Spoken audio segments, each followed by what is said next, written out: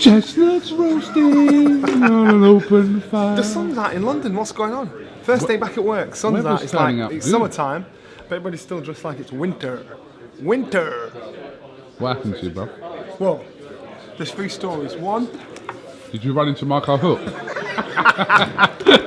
Did you run into Marco Hook? One, I want to say it was an ingrowing toenail. Nobody believes that. 2, I want to say there's 15 guys. I did a back roundhouse kick. Boom, leg come out. 3, I had a hip replacement.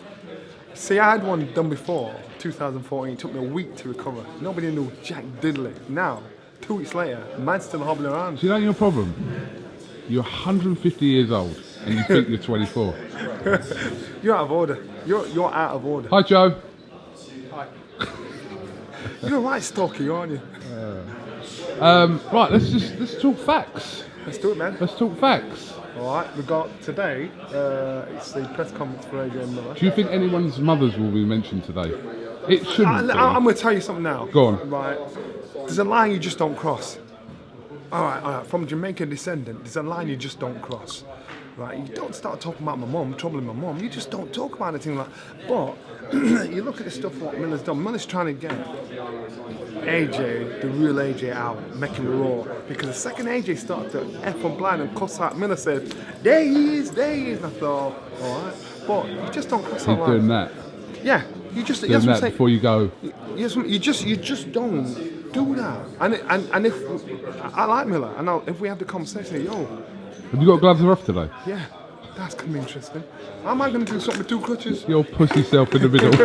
Just don't break the table, man. I said, don't break my leg, please. But I gather they tried to do one in the States a couple of days ago. Probably lasted about 10 minutes, and Miller stormed out. We're going to talk to the brother. The boy alright, man. We're going to talk to the boy. Am I right? He'll be alright. What do you make of the fight? I think Miller's done a good job in getting himself in the position where he's got it. I think he, like a lot of ex-martial artists, he's very fit, very strong, and he will expose a lot of fighters that cut corners, that aren't fit, that aren't accomplished, that can't do the job right, and they get to a certain level. Klitschko was like that before. My friend Pelly Reid was like that before. You get to a certain level. Klitschko turned himself around and refined himself into an ultimate fighter. I think for Miller, he's now in a position where he's fighting somebody that can punch, that can box, that can move, that is a winner, and that can take him out. Now he's got to do what he's doing now, which is get under AJ's skin, get him pissed off, so AJ wants to fight him. Because if I get you mad, you're not going to think about game plan. You're just going to want to rip my head off. So what Miller's doing is that's what he's doing. He just wants to get him mad, so he doesn't think game plan. Because if AJ thinks game plan, then you give the man a chance to shouldn't have one. So what Miller's going to do? Miller's going to get him mad. So I understand where he's coming from, but there's just certain lines you just don't cross. And that line is the mother line. You just don't go there. I suppose everybody's going to start dropping that one now, but I don't think they will. I don't think they will. I don't think it's a thing that's going to be kind of continued in press conferences The and whole things. point of doing things like this is to get on your opponent's skin. AJ has so far come across where there's nothing that gets under his skin until now, and he's the golden goose. And so therefore they're thinking, whatever it is that upsets you, I'm going to try and upset you. Now, do you really want to upset him? Because we've seen nice AJ. We've seen a piece of nasty AJ in the press conference. What happens when we see nasty AJ in the ring? So you just got to say it rolls. I like Miller. I think Miller's all right. He's all right. He's an all right guy. He's got himself in a great position. So you've got to give him credit for the amount of time he's boxed, and the time he's had off, and the success he's got in professional fighting as a boxer. He's done well. Just kind of switching subjects completely, what did you make of Eubank and DeGale? I think James DeGale was a shadow of his former self. I think everybody else will say that as well. I think James 3-4 years ago, it would have been a completely different fight. I think Chris's heart, his determination, his focus, his hunger, he showed it all in the fight, and that's what got him the win. My worry is James is the kind of guy that wears his heart on his sleeve, and I think that loss will burn him. And so it's a case of him having the right people around him the right shoulder to cry on, the right focus in life, in what he's doing from this point onwards. So this is my worry now, because I know he's one of those kind of kids. So this is what I worry about. You think he'll retire? He should do. He should do. He's bigger than that, man. You don't want to be. He shouldn't be getting people. When you get to a certain level, get to a certain height as a fighter, you shouldn't get to a point where you're getting beat by people who you shouldn't get beat by. So for James, I hope he retires. But what I'm saying is, I just don't know how this loss will affect him emotionally. But I just wait. His mother, she's a good woman. You know, he's got his friends, he's got his family around him. They're good people, and they're the ones that should stick close to him, keep talking to him. You know, make him realise boxing doesn't identify who he is. He's an individual. He's a good guy. I put a tweet out yesterday, and I said, "Look, credit to Eubank Jr." Yeah. But I said, you know, that wasn't the guy we know, and people were right. like, well, it's like you're giving the credit without really giving it. And I said, no, it's not. It's not Eubank's fault what James DeGale turned up. Because as far as Eubank was concerned, James DeGale was saying everything up until saying that he was in the best condition, etc., etc. It's the pyramid of life. Exactly. Would Lennox Lewis have beaten Mike Tyson at his peak? Would he have beaten an Evander Holyfield at his peak? It's about timing. It's about timing when these fights happen. So James DeGale, so Eubank Jr. was in a position to get James DeGale at the right time that suited him. And it's happened throughout history. It will carry on happening throughout history. Would Anthony Joshua beat Vladimir Klitschko? You know, if he boxed him at his peak. So it's about timing. So you're not taking anything away from Chris, because Chris did a great job.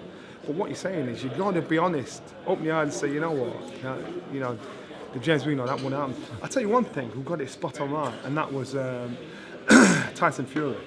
And I said, what do you think of the fight? He said, Eubanks wins. I said, why? He said, because I saw James struggle was it Truex he lost to? Truex, yeah. He lost to Truex. He said he shouldn't be losing to people like that. And he's not the fighter he was. This is before the fight. I said, really? He said he's not the fighter he was. So if you're losing to people like that, and yes, he turned it round. He said he's not the fighter he was. And when he said it, I thought, really? And then after spar, that boy knows the fight game. You know, so Tyson Fury got spot on right. What for Eubank now? Eubank now, again, you stay in your lane. Stay in your lane. You know, with the fights that are there, this fight, he's getting himself a reputation. The ball starts to roll. There's fights out there for important win for Eubank this was. Pardon? Important win this was. It's very important because he didn't produce against Saunders or Groves, who he's being judged on. Yeah. This was his third kind of one in that. So you've got to think to yourself, the guys that James beat as a champion, at championship level, you've got to put them in with Junior. You know, how would Junior fare against those? You've got to look at who's around. And I think the opportunity for Junior will be ripe, because people look at Junior and think the kid's tough. He's got a great engine, but he's limited in certain aspects of his fight. Is he at the right weight? He'll surely come back down to middleweight, won't he? Listen, if that suits him, fine. He looked strong at the weight. He looked on point all the way through into the 12th round. So if that suits him, fine. But if he can get down and drop down the weight, he's got options. When's the last time I spoke to you? Never. Long time ago. I phoned you a week ago. You never phoned me. You never ever phoned me. Why are you lying? What? Why are you taking my crutch, man? Why are you lying? I do phone you. We have a little chat. We don't. We do. We had a little chat at 3 a.m. this morning where you were telling me some stuff. I was telling you some stuff. Anyway, no, I was just trying to think when it was, because what's happening that time. But Tyson Fury signing his ESPN deal. Yeah. I'd done a little tour with Tyson, you know, an audience with. This boy's selling them out. I mean, like, 1,000 people are rocking up at a time, and they're going shit crazy over this boy. But he's gone up on my estimations in regards to the kind of individual he is. He knows the game inside out, and he said one or two things, and I thought, I actually like you. I mean, I really like you. And because there's many times he could have slagged this fight off. But he hasn't. He's just said nothing. You know, he said, good luck to AJ. And I thought, good on you. And the crowd there... That's not what you said to me yesterday. No, but what I'm saying is, when he's in front of the crowd, yeah. And they're... No, Tyson, there's a mood for Tyson, different... Yeah, so and I like his knowledge of the sport, realistically. And I think with Tyson getting this deal, he said, for once, even though I've won, I've never lost. I'm the A side. I'm the one expected to win now, so I've got a deal. I've got a good deal. He tells me the joke. He says before he fought Deontay Wilder, they text each other, "All right, you big bum," and all this sort of stuff, and they text each other back. He said since the fight, he said I text him. He said he's not replied to me yet. So I thought, oh, Really? Yeah, That's he interesting. said he's not replied to me yet. He said we should text each other. Funny all enough, the time. when I interviewed him, he said, I haven't heard or spoke to Deontay Wilder since December. Yeah, but that's what I'm saying. Yeah. Before the fight, he said we Oh, text around each that other. time, yeah. All right, you big bum. Blah blah blah. When are we gonna get it on? Blah blah. He said that's how it was. He said since the fight, I text him. When are we gonna get this rematch on, you big bum? How you doing? He said I've not heard shit. Interesting. Do you think that fight will happen next, or is it looking unlikely? I don't think it will. I think surprisingly for Wilder, you know, the things he's saying about the kind of guy AJ is, he's kind of coming across that way himself, because I thought he'd be the kind of guy that wants to right a wrong. So as far as he's concerned, you know, I'm going to fix this blip. You know, this draw I got with Tyson Fury, get this done and get on with my business. This is the quietest I've heard him, and he doesn't come across to be that kind of guy. But right now, he does it. I just think, yo, you're gone quiet. You know, I hope it does happen, part of a funny feeling. Well, As a result of all this, kind of leaving Dylan White at the moment out in the cold. I feel so much for Dylan White, because Dylan has done everything to get to the position he's in. But people will say, well, why didn't you just take the Joshua fight when you had the opportunity to? You know what? They used to say that about Floyd Mayweather when he got offered. He said it was slave money, and we thought slave money. Why? That's a big deal. Now look at him. You know, Mayweather is probably one of the richest fighters in the world. Dylan knows his value. He said, no. So you think? I spoke to Frank Bruno about this actually over the weekend, and he said that he makes Dylan White right if he believes his worth and believes that the supposed £5 million. I'm saying supposed because Joshua said this is what Joshua said the other day, that he's been offered £5 million at least. So if he believes he's worth more than that, why? This is what Frank Bruno was saying. Why should he take that? Exactly. So if he knows what's on the table, he knows what's available. He knows the terms of this fight and what potentially could be made. So, and the thing is, you can't even knock AJ, because AJ's been a businessman. Yeah, he's going to make as much out yeah. of it as possible. So it's negotiations. So he's basically saying, this is what I want, and AJ's saying, well, that's what you're getting. If you don't get it, I'll move on. And that's what he's done. It's business. And so I rate Dylan, because what Dylan's doing is he's risking each time he gets in the ring his position, his reputation. Because if he loses to somebody now, they'll be thinking, oh my God, but he's saying, no, I want to fight. Just get me a fight. So what he's done, good business. Listen, it's good business as long as he's winning. It's good business. But you know what? He knows his value, he knows his worth, and it shows money's not his God. Because everybody's saying, well, why didn't you take the $5 million? It's a lot of dough. He said, well, I know my worth. I know what my worth is. And two fighters that are like that are him and Tyson Fury. They just think, that's my worth. But I also get AJ's point of view. AJ's saying, I'm the one with all the belts. This is the kind of money I bring to the table. This is the kind of money you bring to the table. So if you want to fight me, that's the cut. I get my lion's share because it's what I bring, and that's what you bring. You know, I get where AJ's at, and people are kind of giving him a hard time, thinking, why? So I don't know the figures, but say, for instance, I'm getting paid 20 million a fight, and you're getting paid 5. And then they say for me, to fight, and you say, right, I want a 50-50 split. And you're saying, what for? What am I splitting my 20 with you for? You get 5. Why? No, I don't work like that. So I get where AJ's coming from every day of the week. Yeah, Joshua's always said that, to be fair. He said, don't worry about what I'm getting, worry about what you're getting. Yeah. So if he's used to earning X amount and you're used to earning X amount, then as long as you're progressing from that X amount and I'm progressing... That's right. Yeah, that's the way Joshua and that's why, but the before. public needs to understand that. They need to understand where he's coming from with that. So I just think it's just I can see how frustrating it is for AJ, because unless you understand the nitty-gritty of it, you just don't get it. All right.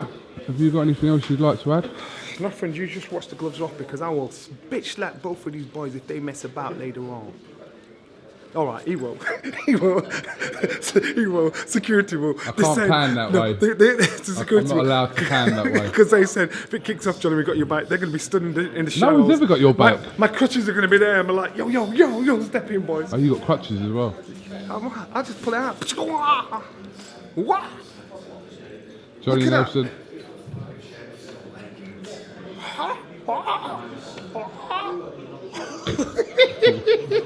Strange man. Oh, motherfucker, I feel Johnny, faint. thank you very much for to IFL TV. And What you being a bitch? come on, boy. Oh, come on, Come on, man. boy. Let me start it out. Come on, boy. You know what? That's what is it? that's just symbolism. Later, Johnny. Yeah, man. Peace and release. Peace.